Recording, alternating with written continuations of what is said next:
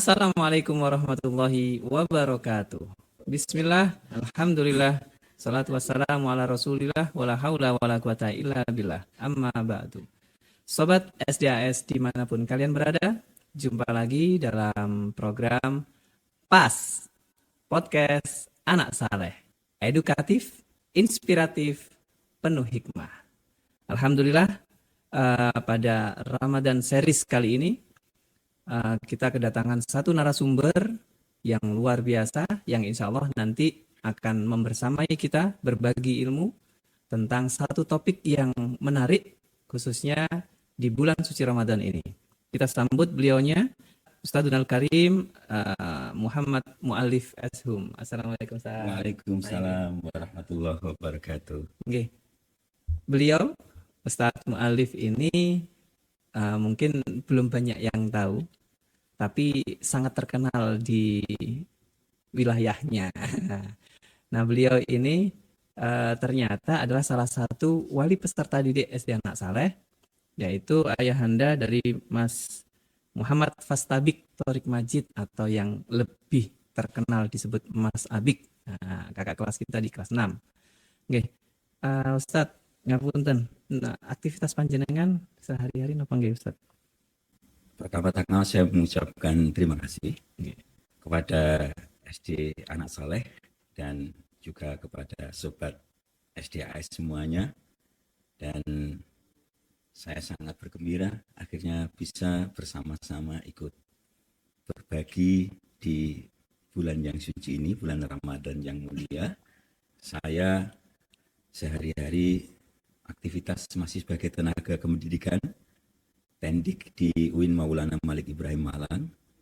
Selain itu juga mengasuh beberapa majelis ta'lim, salah satunya di pesantren Syai'ur Rifa di Bawang Tunggul Wulung, dan juga pengajian di Masjid Darul Mutakin Tunggul Wulung.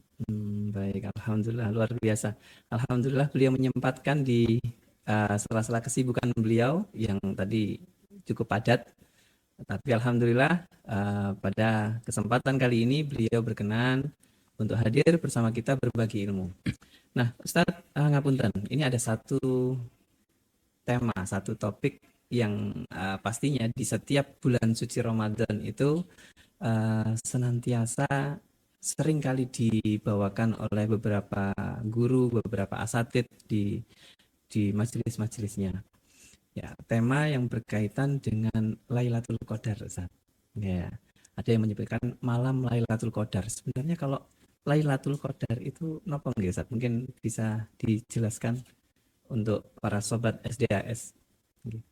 Baik, sobat SDAS yang berbahagia dan dirahmati Allah. Assalamualaikum warahmatullahi wabarakatuh. Waalaikumsalam warahmatullahi wabarakatuh.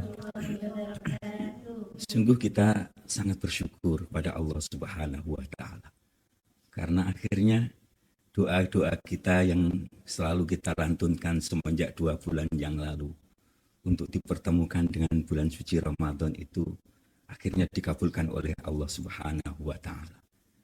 Kita selalu berdoa, wa balighna Ramadan. Ya Allah, pertemukan kami dengan bulan Ramadan. Saat ini kita sudah dipertemukan dengan bulan suci Ramadan. Lalu apa? So what setelah bertemu dengan bulan suci Ramadan? Temanya sangat menarik. Salah satu keinginan kita untuk bertemu dengan bulan suci Ramadan itu ada satu hal yang sangat luar biasa yang ada di dalam bulan suci Ramadan, yaitu tentunya kita menginginkan setelah bertemu dengan bulan suci Ramadan, kita ingin mendapatkan malam Lailatul Qadar, malam penuh kemuliaan. Sungguhnya bulan Ramadan seandainya pun bulan Ramadan itu tanpa malam Lailatul Qadar pun, sesungguhnya Allah pada bulan Ramadan itu sudah sangat royal membagi-bagikan hadiah kepada umat mukmin, kaum yang beriman, orang-orang Islam. Kanjeng Nabi mengatakan wa anfasakum wa anfasukum fihi tasbihun. nafas-nafasmu di bulan suci Ramadan itu menjadi tasbih. Masya Allah. Nafasnya itu tasbih. Setiap kita bernafas, kita sudah dihitung, dinilai kita membaca satu tasbih. Lalu apakah kita pernah menghitung berapa kali kita sehari semalam bertasbih kepada Allah? Apakah kita pernah dalam sehari semalam bertasbih 1000 kali? Atau mungkin 2000 kali? Atau mungkin 10.000 kali bertasbih kepada Allah? Masya Allah. Saya kurang yakin kalau kita bisa sehari semalam bertasbih 1000 kali. Atau bahkan 10.000 kali. Dengan usaha kita bertasbih, kemudian iktikaf membaca subhanallah, atau membaca subhana rabbiyal azim di dalam salat-salat kita. Tapi di bulan Ramadan itu diberikan gratis karena nafas kita. Dan menurut ilmu pengetahuan kita sehari semalam itu bertasbih sebanyak 20.000 sampai 30.000 kali. Di dalam kondisi tertentu bahkan kita bertasbih sampai 50.000 kali. Kalau kita aktivitas sedang beraktivitas, sibuk belajar, sibuk bekerja, tentunya detak dan nafas kita akan bergerak lebih cepat. Tentunya jumlah tasbih dari nafas-nafas kita itu juga akan lebih banyak. Kalau kita buat rata-rata, kita sehari semalam bisa tasbih 30.000 kali. Masya Allah. Masya Allah. 30.000 kali bertasbih. Iya. Otomatis anfasukum fihi tasbih. Karena tasbihnya itu otomatis. Tanpa kita berusaha sudah mendapatkan pahala tasbih. Bahaya juga kalau kita kemudian di bulan Ramadan itu kita melakukan perbuatan-perbuatan yang menyakiti orang lain, perbuatan yang diharamkan Allah. Karena saat kita melakukan kejahatan, kita menyakiti orang, contohnya saat itu juga kita menyakiti orang dengan bertasbih kepada Allah secara otomatis. Karena itu untuk menghindari itu, Kanjeng Nabi selanjutnya mengatakan wa naumukum fihi ibadah, tidurmu itu dihitung ibadah. Karena apa? Ketika orang tidur, orang itu masih bertasbih karena masih bernafas, tapi dia terhindar dari perbuatan dosa. Perbuatan maksiat itu sambil bertasbih itu dosanya lebih besar. Kita menyakiti orang sambil membaca subhanallah, tapi tangan kita menyakiti orang lain, itu dosanya tentu lebih besar. Karena itu Kanjeng Nabi menegaskan, tidur saja, karena tidurmu adalah ibadah daripada kamu tidak tidur menyakiti orang lain. Lebih baik tidurmu juga ibadah. Kemudian Tuhan memberikan lebih dari itu, yaitu dengan memberikan Lailatul Qadar, tamu yang sangat agung. Lailatul Qadar itu terdiri dari dua kata, yaitu Lailun dan Al-Qadar. Lailun itu artinya malam. Kalau kata Lail itu kemudian mengikuti kata yang lain menjadi frasa biasanya, berarti malam, seperti sholatul lail, sholat malam, qiyamul lail, bangun malam, jamalul lail, keindahan malam. Kalau kata lail itu diikuti kata yang lain menjadi sebuah frasa baru, artinya juga malam. Tapi kata-kata itu biasanya menjadi frasa baru yang menunjukkan sepanjang malam itu, seperti Lailatul Qadar, malam kemuliaan. Kemudian ada juga Lailatul Wada, malam perpisahan. Kemudian juga ada Lailatul Jum'ah, malam Jumat. Kemudian kata Lail itu kemudian biasanya diserap di dalam bahasa Indonesia menjadi nama orang. Karena itu ada orang namanya Laila, ada orang namanya Laili, kemudian ada namanya Lala, ada namanya Leli, kemudian ada namanya juga Mama Lela dan sebagainya. Oh iya. Itu semuanya kata Lail. Kemudian kata Al-Qadar sendiri. Al-Qadar sendiri itu memiliki arti kemuliaan sesungguhnya. Kata Qadar itu artinya kemuliaan. Kemudian kata Qadar ini lalu juga diserap di dalam bahasa Indonesia untuk menjadi ukuran sebuah kemuliaan. Kata Al-Qadar, sesuatu barang atau sesuatu yang memiliki nilai tinggi atau nilai kemuliaan itu kemudian dikaitkan dengan kadar. Kita tahu ada logam mulia. Logam mulia. Karena mulia sifatnya logam itu, maka logam itu pasti berkadar, punya kadar. Logam mulia contohnya emas. Kadarnya berapa emas itu? 24 karat, 22 karat, atau di bawahnya. Itu kadar, karena emas mulia. Batu mulia juga sama. Batu akik, batu zamrud, itu juga sama. Sesuatu yang mulia itu pasti ada kadarnya. Ada nilainya untuk menentukan berapa tinggi atau mahal suatu batu mulia atau logam mulia itu. Maka kita perlu untuk mengetahui kadarnya. Sehingga dapat disimpulkan malam Lailatul Qadar itu sesungguhnya adalah malam yang punya nilai tinggi, atau kita artikan malam Al-Qadar itu adalah malam kemuliaan di bulan suci Ramadan, karena pada saat itu Allah Subhanahu wa taala menurunkan kitab sucinya, yaitu Al-Qur'an Al-Karim.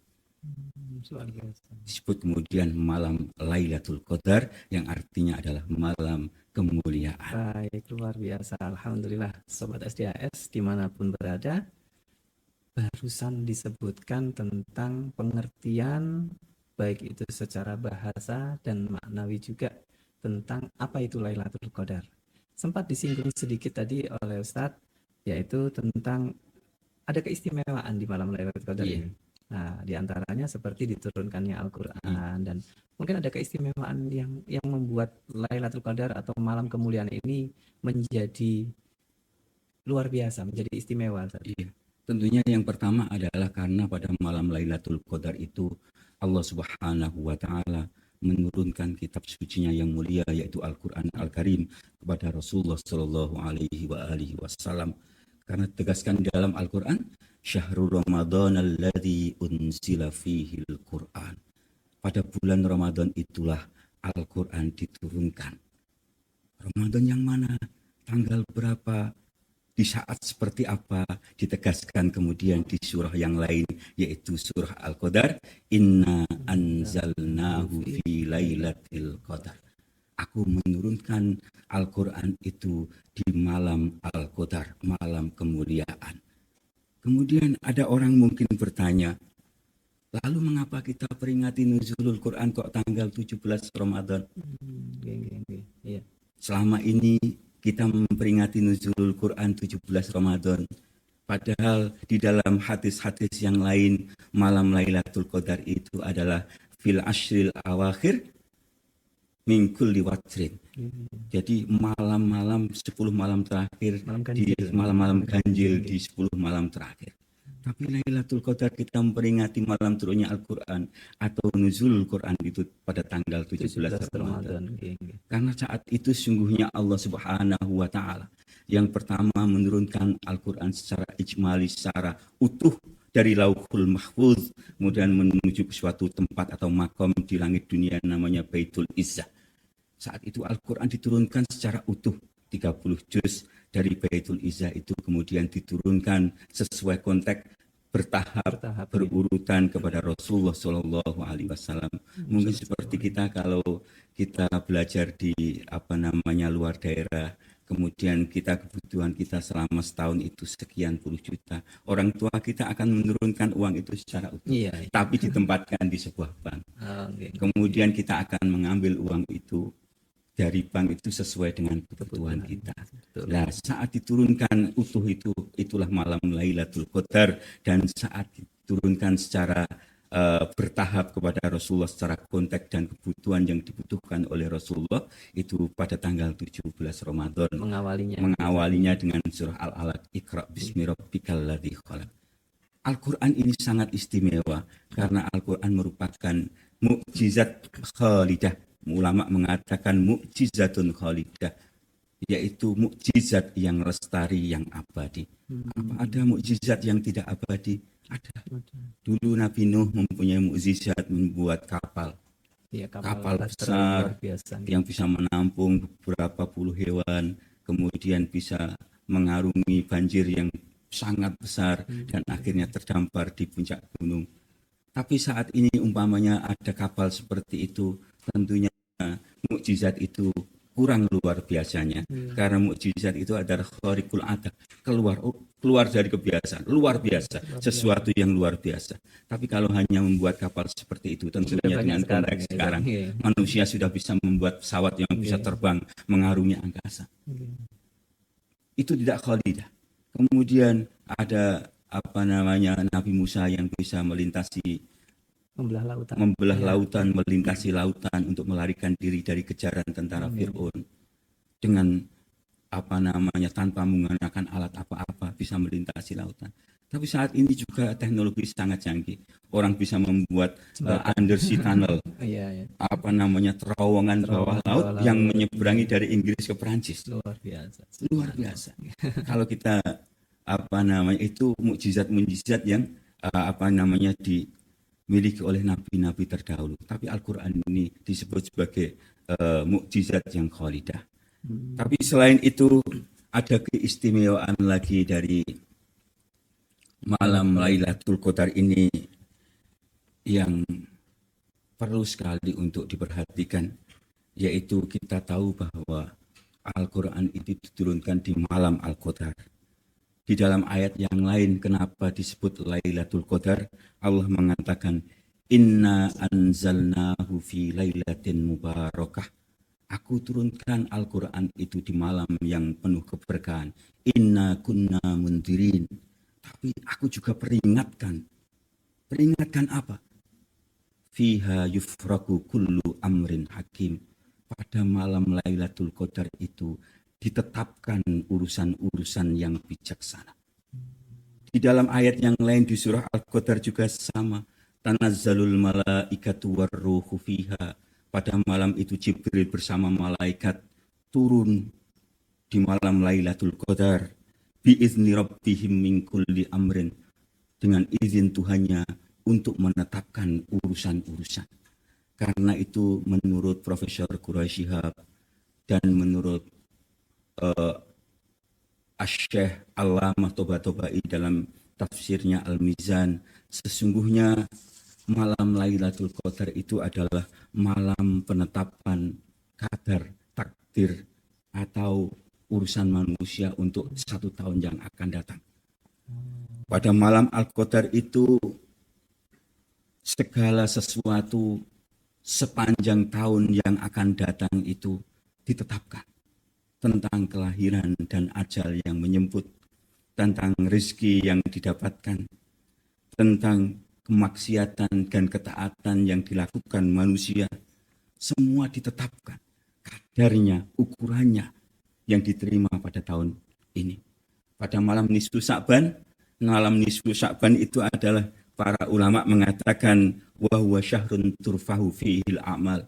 Pada malam nisfu Sya'ban itu amal manusia itu diangkat, disetorkan, diserahkan kepada Allah Subhanahu wa taala. Itu nisfu Sya'ban. Setengah bulan yang lalu, lebih sedikit. Tapi pada malam Al-Qadar ini urusan manusia untuk 1 tahun yang akan datang ini ditetapkan.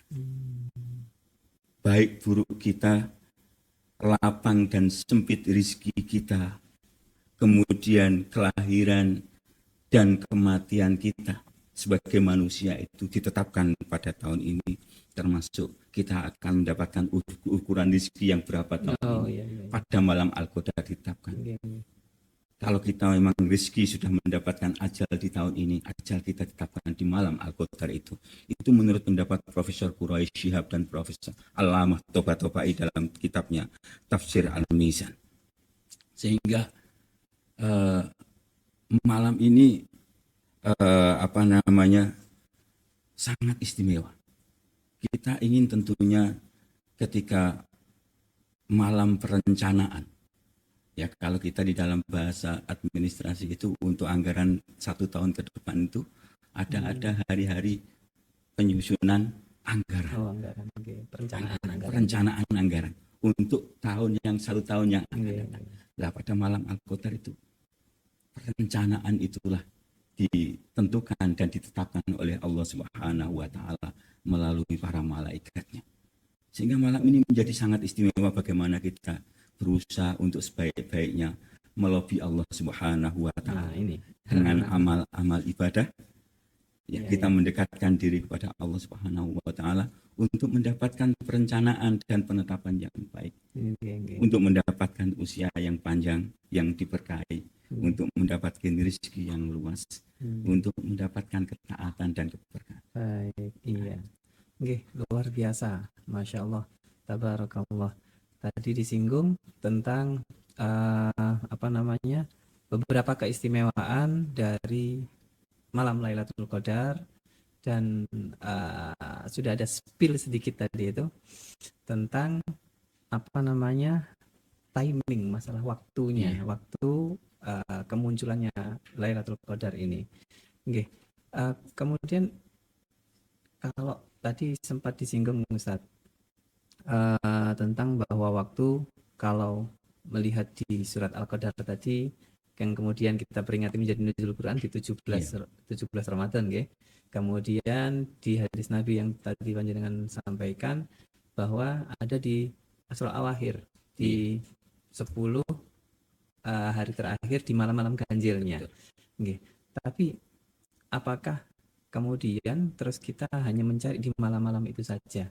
Apakah ada kemungkinan mungkin yang namanya Lailatul Qadar ini akan muncul di awal atau terus bunyi? Apa semuanya ini akan menjadi sebuah rahasia ilahi yang kemudian kita sebagai hambanya itu hanya diberi kesempatan udah cari saja seperti itu. Iya. Atau bagaimana Ustaz? Memang ada clue-clue yang disampaikan oleh Rasulullah dan para ulama. Oh, tanda-tanda nggih. Iya, tanda-tanda.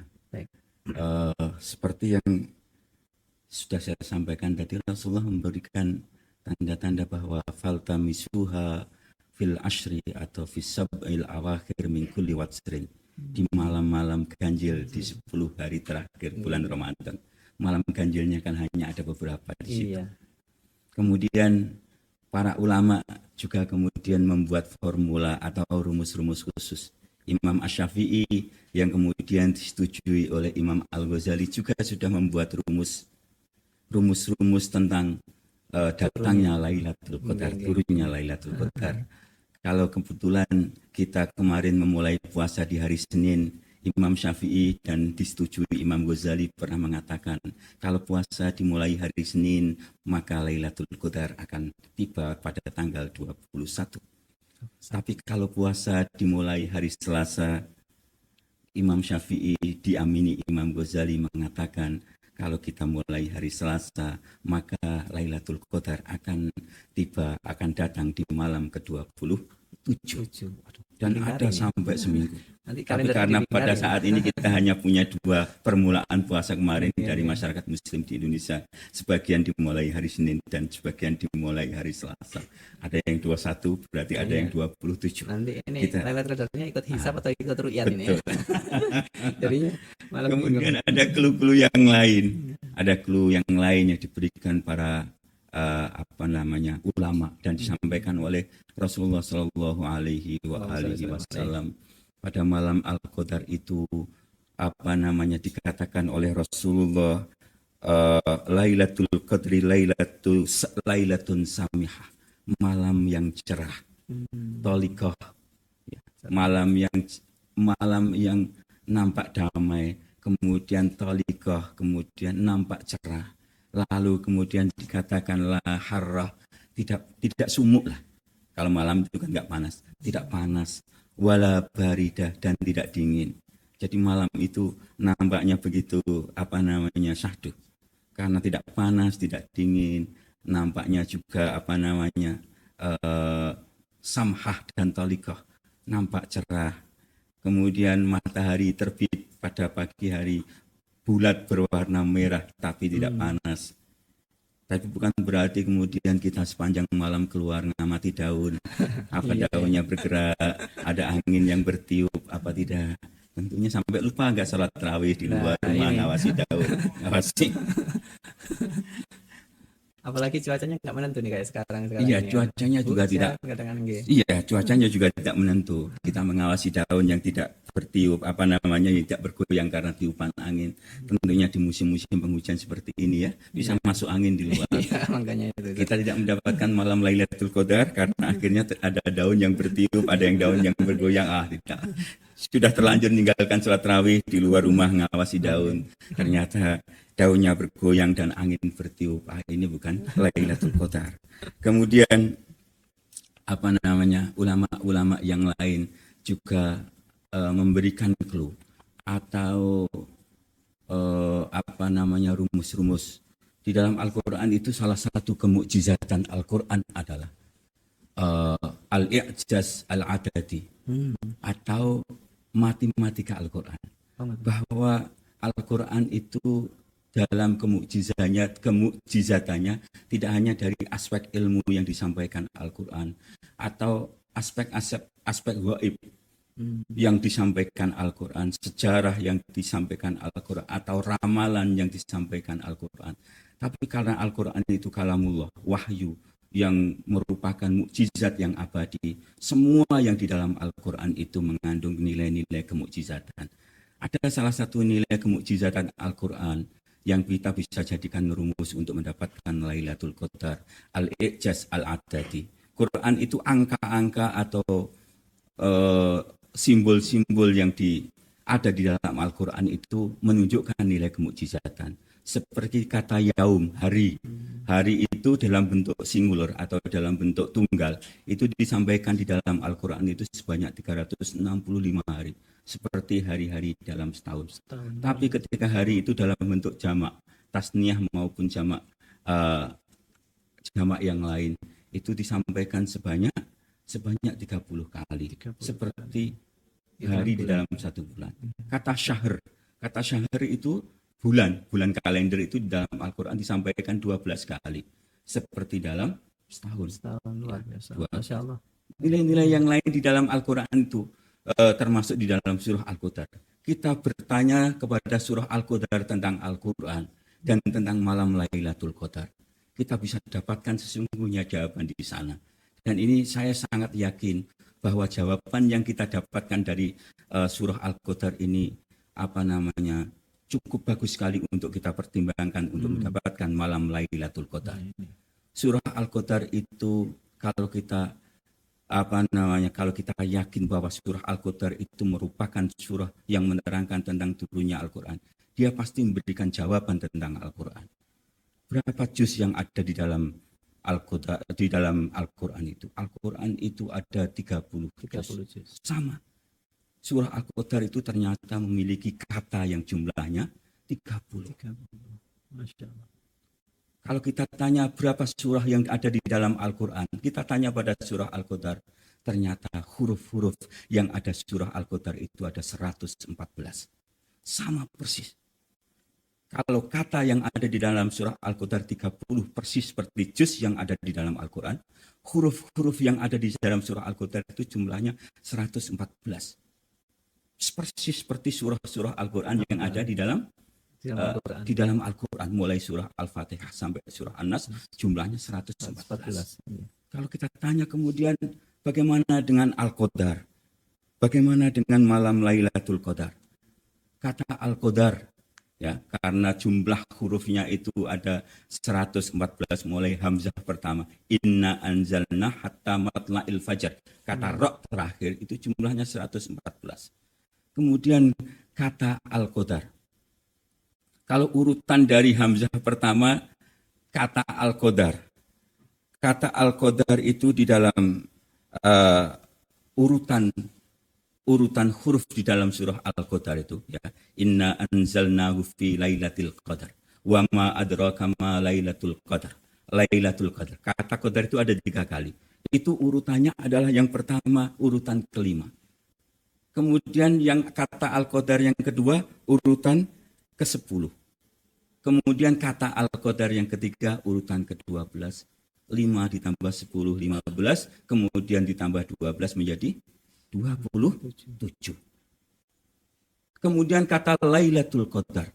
Kata Lailatul Qadar itu disebutkan 3 kali di dalam surah Al-Qadar.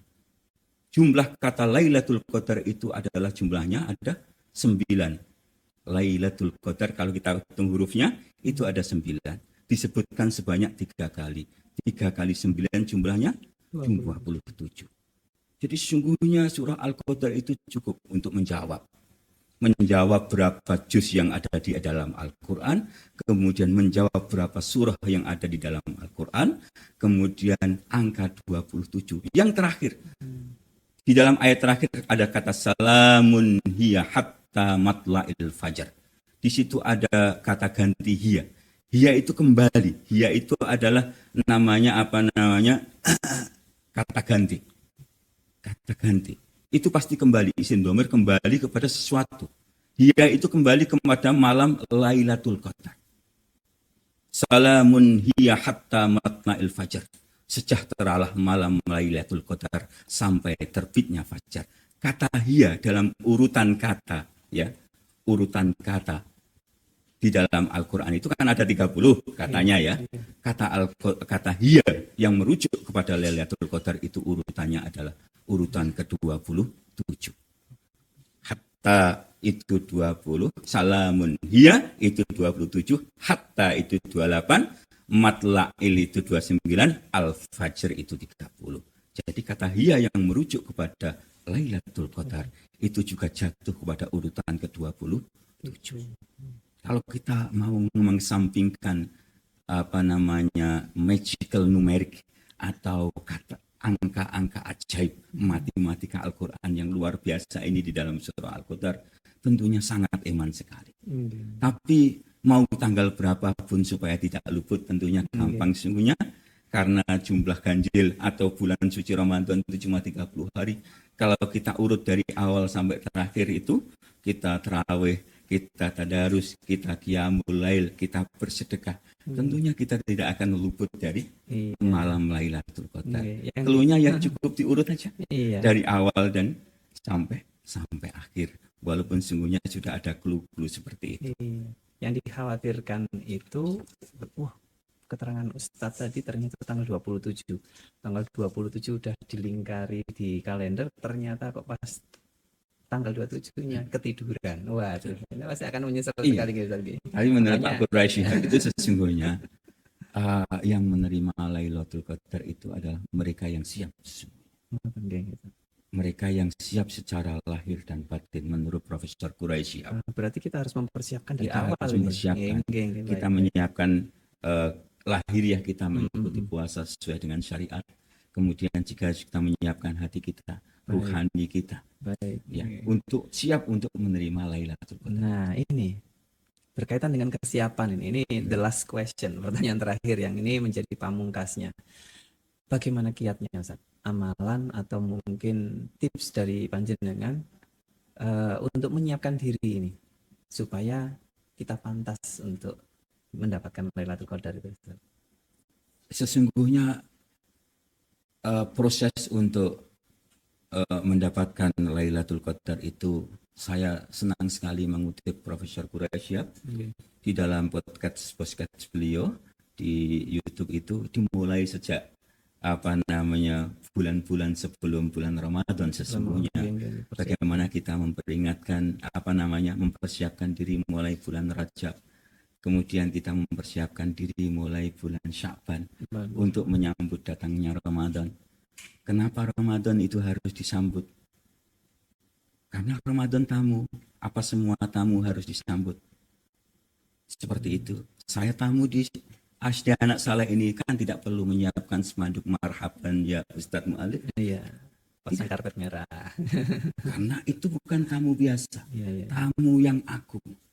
Tamu agung, kenapa bisa disebut sebagai tamu yang agung? Sehingga untuk menjemput tamu yang agung itu, kita perlu menyambut, bahkan memasang spanduk marhaban. Karena tamu agung itu membawa hadiah yang luar biasa.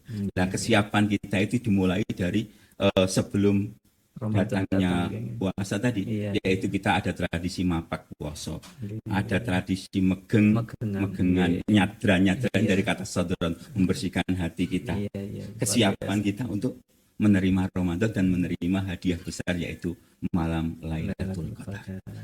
Tapi kita sungguhnya juga tidak terlambat. Malam-malamnya juga kita, kalau kita sesuai dengan clue yang disampaikan oleh Rasulullah di 10 malam terakhir, semoga benar-benar ada di sana. Kita juga saat ini masih berpuasa, masih bersedekah, masih qiyamul lail. Kita optimis insya Allah untuk mendapatkan malam agung, malam Lailatul Qadar. Luar biasa, alhamdulillah. Oke, baik, sobat SDAS dimanapun kalian berada, sungguh luar biasa tadi ilmu yang disampaikan menambah wawasan kita tentang pengertian Lailatul Qadar, apa ciri-cirinya, apa keistimewaannya, hingga bagaimana upaya kita untuk mempersiapkan diri kita bisa mendapatkan Lailatul Qadar. Nah, sebelum nanti saya bacakan satu kuis atau satu pertanyaan untuk para sobat SDAS dimanapun berada, dan seperti biasa nanti akan dipilih 3 jawaban yang paling baik, ya, yang paling tepat dari pertanyaan yang akan saya bacakan nanti. Tapi sebelumnya mungkin ada closing statement Ustadz, ada satu nasihat singkat untuk disampaikan kepada para sobat SDAS semua. Baik, sobat ADSDAS yang berbahagia, untuk closing statement ini saya hanya akan mengutip sebuah hadis qudsi.